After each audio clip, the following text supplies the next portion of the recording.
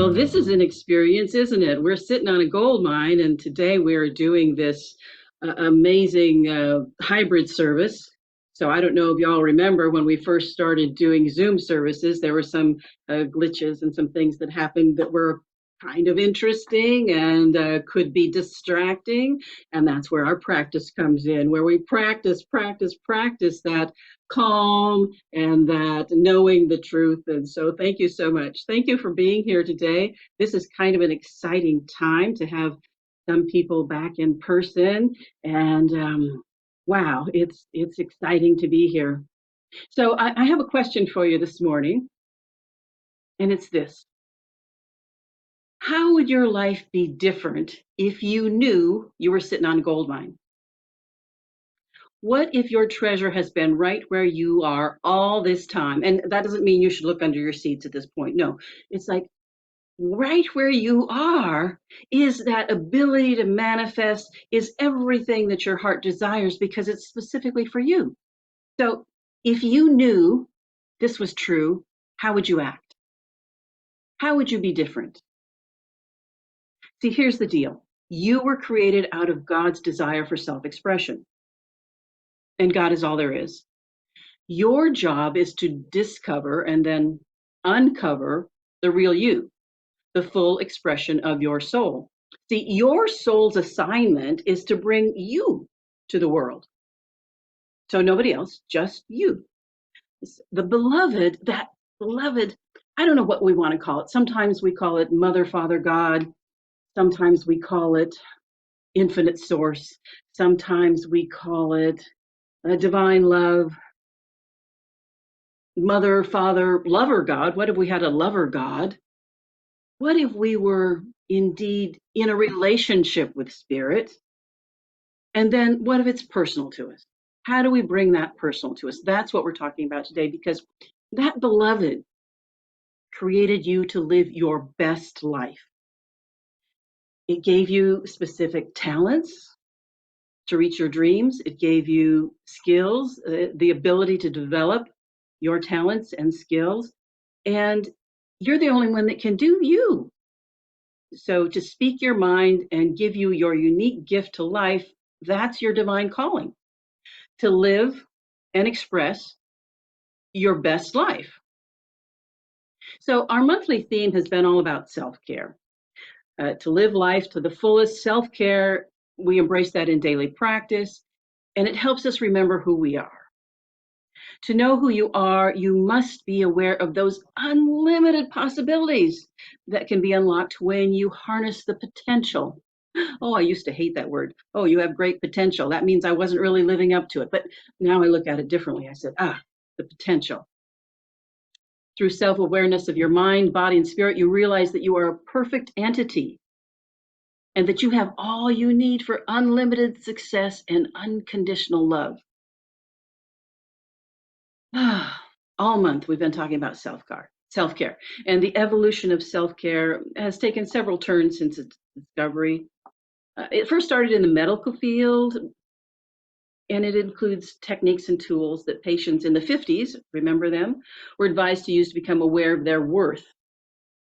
And this encouragement and acknowledgement helped people cultivate healthier habits, like eating healthier, exercising to preserve themselves in a better physical and mental state. So we don't get to the point where we say, oh gosh, had I known I would live this long, I would have taken better care of myself. We start now. So today, self-care has evolved to resolve to become the beings that each one of us here is to be by remembering that who you are and what you are is that divine. And so by training and feeding the mind with creative thoughts that build your self-esteem, that build your body, build your mind, build your spirit, then we have a stronger self-worth. And then we are that joyful, healthy, wealthy person that we came here to be. Audre Lorde, in A Burst of Light and other essays, says self-care is not self-indulgence, it is self-preservation. And speaking of self-preservation, I heard a park ranger giving some hikers warning about bears. Said, well, brown bears are harmless. They avoid contact with humans. So we suggest you attach small bells to your knapsacks and give the bears time to get out of your way. However, grizzly bears are another story. They are extremely dangerous. If you see any grizzly bear droppings in the area, leave immediately. And so one of the hikers asked the question that I would ask. He says, well, how do you know if they're grizzly bear droppings? It's easy, said the ranger. They're full of small bells.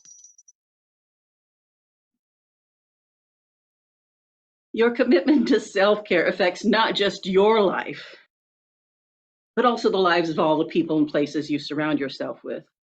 You're not here just for you, you're here for the whole, the all of us, the wholeness. See, there are infinite possibilities waiting to be tapped, and everyone can be everything. Well, not all at once, but everyone can be whatever they imagine if they only knew that they hold the key. Remember the golden key? So, personalization of the infinite is taking ownership of the spiritual power that lies right inside you. Each one of us is responsible for allowing that spiritual being to express through us, as us, and in us, so that we can be light showers, way showers to others. And it's interesting. If I heard this analogy, if the body is a bell resonating to the world around it, it's as if we have stuffed the bell full of cotton balls to stifle its ringing. And so, if we are bells, we have stuffed ourselves full of cotton balls. That's something to think about. See, our minds are powerful. We know that in Science of Mind, we know that. And there's no self care without the mind. The way you perceive yourself and behave stems from the thoughts that you have. And you can get therapy sessions from the greatest mind gurus, but if you don't change your thoughts, if you don't treat your mind, then there's no way that you will experience that greater self. It starts from within us. We're the ones. Who knew? So if we have thoughts like, oh, I'm not good enough, or I'll never succeed at what I'm doing, or even, oh, I should just give up. These thoughts come from a mind that has not been tamed and trained to let unsupportive thoughts just flow past, just let them flow past without inviting them in for dinner. So once you control your thoughts, then we have freedom.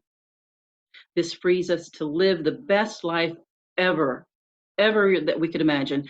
And I have to think to myself, what would it be like to live by design and not by default? How many of us are living by default? It's like, oh, this was handed to me, this is what I'm going to get. So as a human being, we are each individuals, but we are a cell that forms that divine wholeness. Some people think about it as a drop in the ocean, as a wave in the ocean, as the ocean itself. Whatever it is, there is something greater than this physical body, something greater than we are, and that is that divine spirit that inhabits all things, all people, places, things, that divine spirit. And this is what we want to have a personal relationship with. What would it be like to have that personal relationship? Well, perhaps I would manifest that infinite possibilities. Uh, Gosh, more friends, more time, more joy. I could go for that. And once I've accepted that that is Spirit's design for me, it's Spirit's desire for me to live the fullest because I am that Spirit on earth in physical form. So it's up to me to do that. I'm sitting on a gold mine. And being one with the universe is the unifying of the physical, the spiritual, and realizing that spirit is in us. And any anything that's out there, by the way, is also me. I remember sitting in a train station in Washington, D.C. It was a converted train station. Now it was a mall. I had hours to spend. And I watched, I would just watch people and I said, oh, there I go. there I go. That person is me. I am in that. And so I just saw all these God beings surrounding me.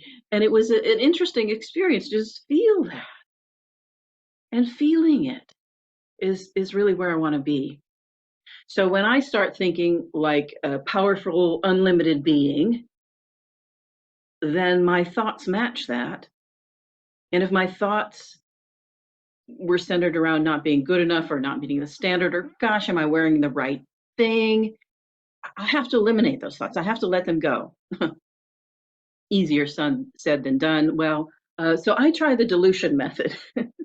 I don't know if you've ever done this. I think about it as uh, well, if you have a, let's put food coloring. Let's put a drop of food coloring in an empty glass. And it looks really intense. You can't even really see what color it is. But as you start to add water, you start to see the color of it.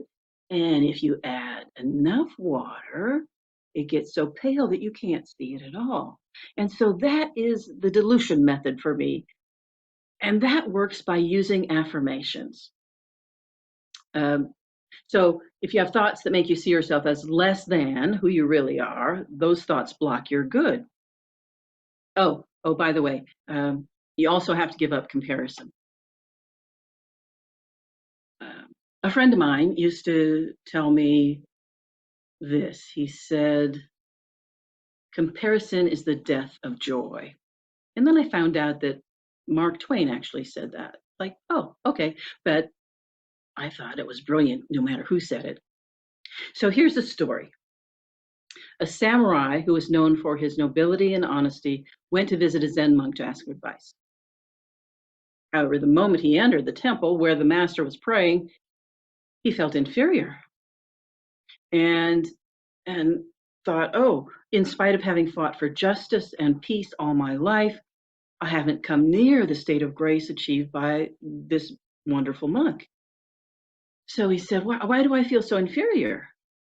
And he asked this of the monk. He said, why do I feel so inferior? He said, I've faced death many times. I've defended those who are weak. I know I have nothing to be ashamed of.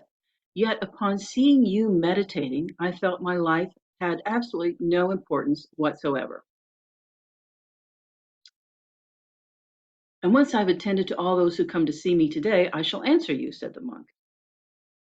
And the samurai spent the whole day sitting in the temple garden, watching the people go in and out in search of advice.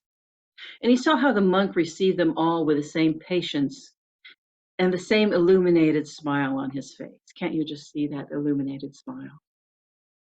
But his enthusiasm soon began to wane. He got a little restless because he had been born to act and not to wait. And at nightfall, once everyone had gone, he said, okay, now can you teach me? So the master invited him in and led him into his room. And there was a full moon in the sky, and the atmosphere was one of profound tranquility. I know you can imagine it. So the monk said, do you see the moon? How beautiful it is. It will cross the entire firmament, and tomorrow the sun will shine once again. But sunlight is brighter and can show you the details of the landscape around us, trees, mountains, clouds. The monk continued, I have contemplated the two for years, and I had never heard the moon say, why do I not shine like the sun? Is it because I'm inferior? Well, of course not, said the samurai. The moon and the sun are different things. Each has its own beauty, and you cannot compare the two.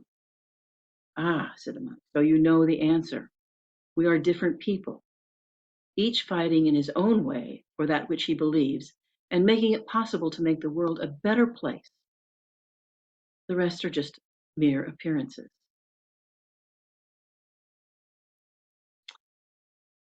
So, how do we do this? How do we not compare ourselves? How do we know that we are spiritual perfection in action? So, once we become aware that we are connected, that there is something greater than we are that is guiding us, directing us, and being just making the path clear for us, how do we move forward? See, we have to come to that revelation that we are an individualized expression of that one.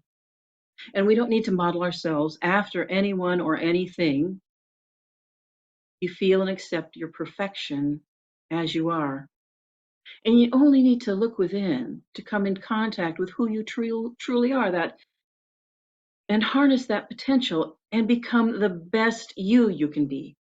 That's what this personalization of the divine is all about, being the best you can be. And this awareness helps you see yourself in a greater light. And then, if there are any thoughts of, oh, I'm not enough, it's like, how could spirit not be enough? So we can eliminate those. And when those negative thoughts are dissolved and dissipated and fade away like a fog, and when the sun comes out, it boosts the productivity in your mind and improves the love.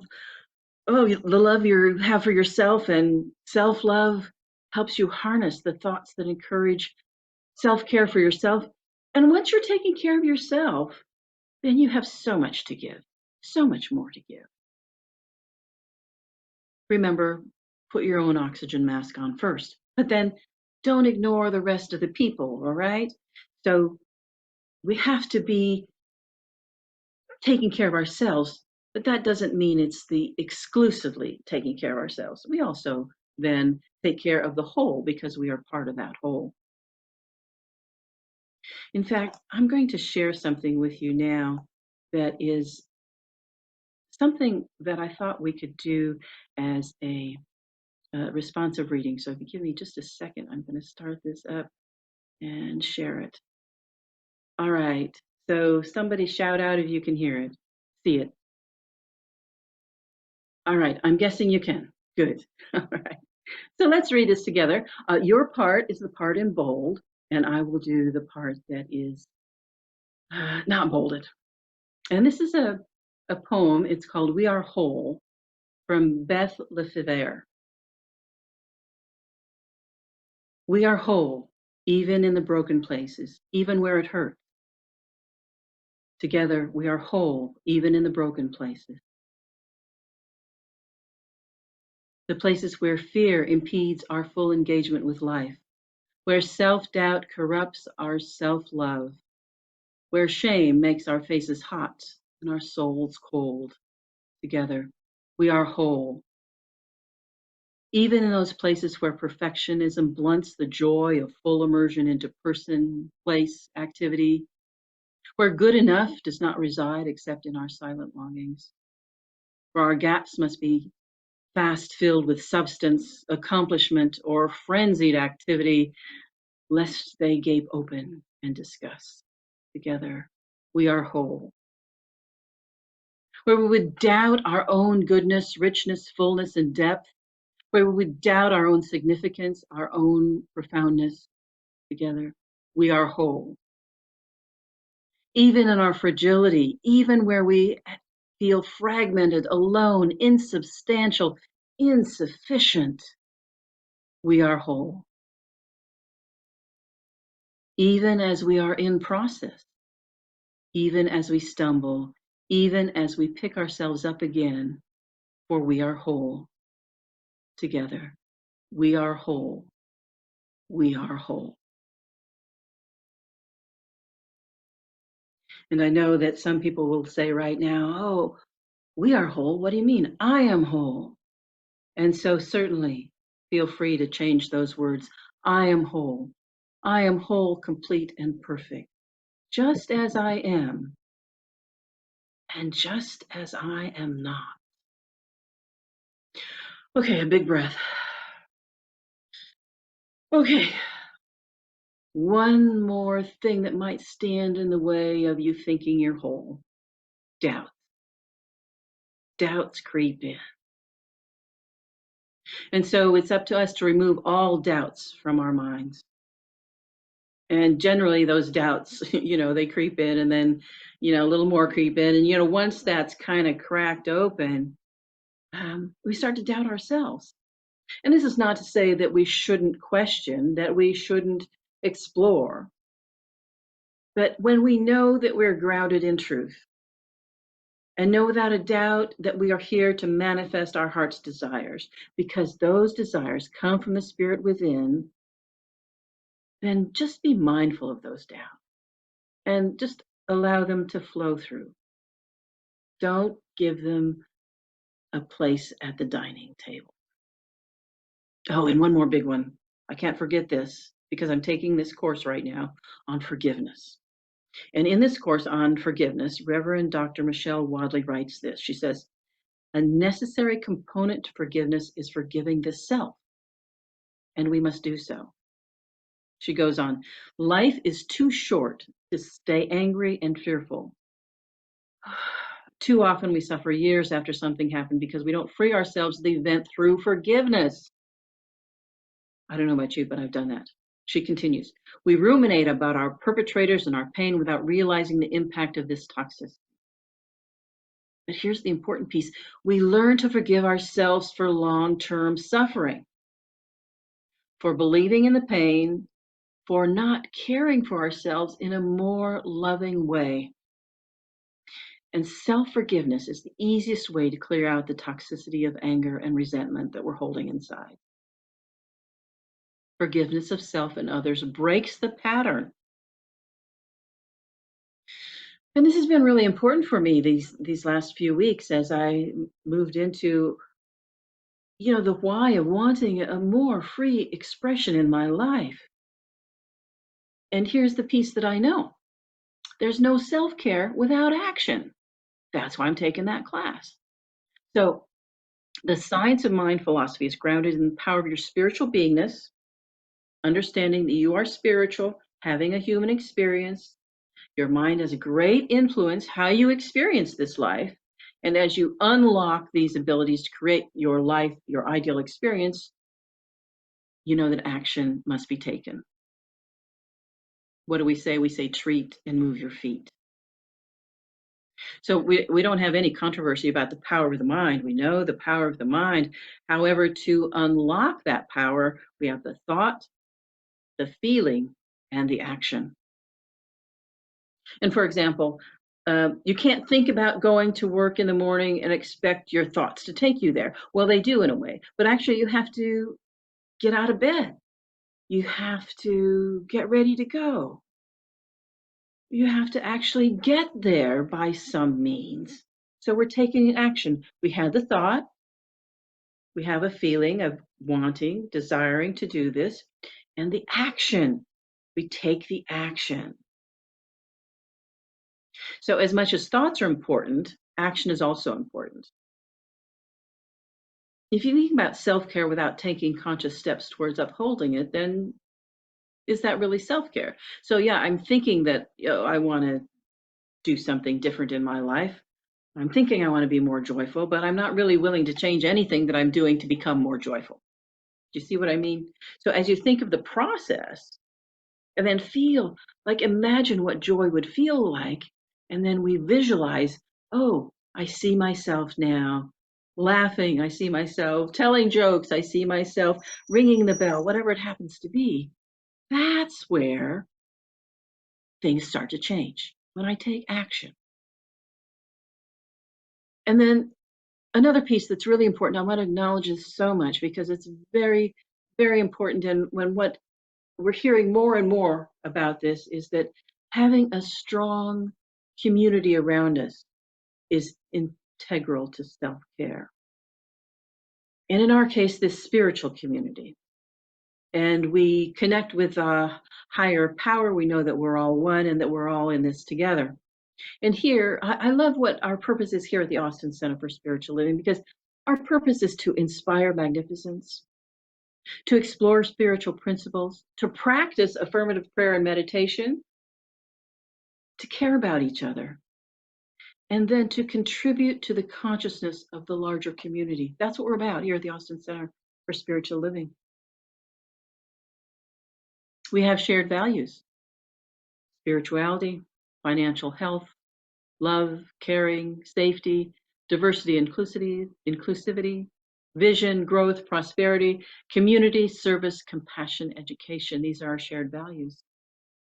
So all month we've been talking about self-care, and it's easy to talk about it. So, well, it's not always easy, but it's been easy to listen to. Hasn't it been easy to listen to it? Yet it can be very challenging to do. And we may think, oh, well, this is needless and inconsequential. Of course, I'm taking care of myself. Ah, but once you're aware of that ability to grow and to be more joyful, to be more loving, then you've opened yourself up to the limitless possibility that lies within you to live life fully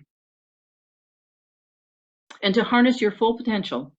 There has to be a complete conviction in self as one with the spirit, as the small s self and the big capital S self. One, one with spirit. You know, we have our science of mind teaching symbol with a circle, and then it's got the V inside, and it's got spirit, mind, and body, all these things. And I remember one time, one of my teachers asked me, he says, okay, what's the difference between this capital S self experience of this teaching symbol and the small s experience of this teaching symbol? And everybody said, well, it's this or that. Well, you know what it was? Nothing. There is no difference between what that capital S self does, it manifests, and what we as that smaller s self are capable of. Wow. So to harness the full potential, we have to have the conviction that we are one in spirit.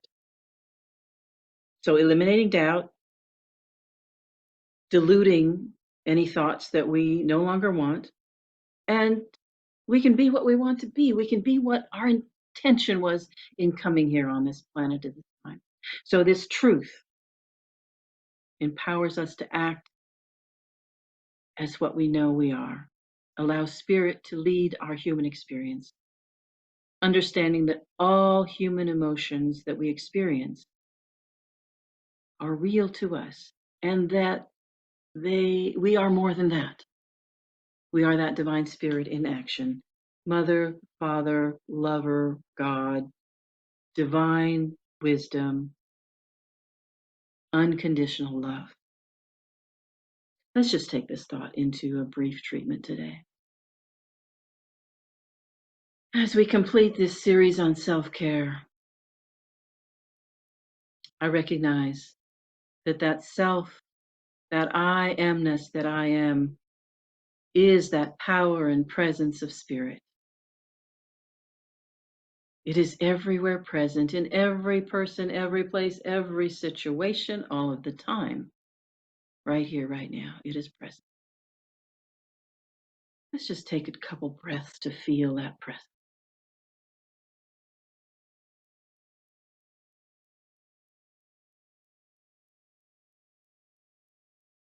And knowing that to be the case, knowing that we are spiritual beings in this human experience, knowing that we are never alone,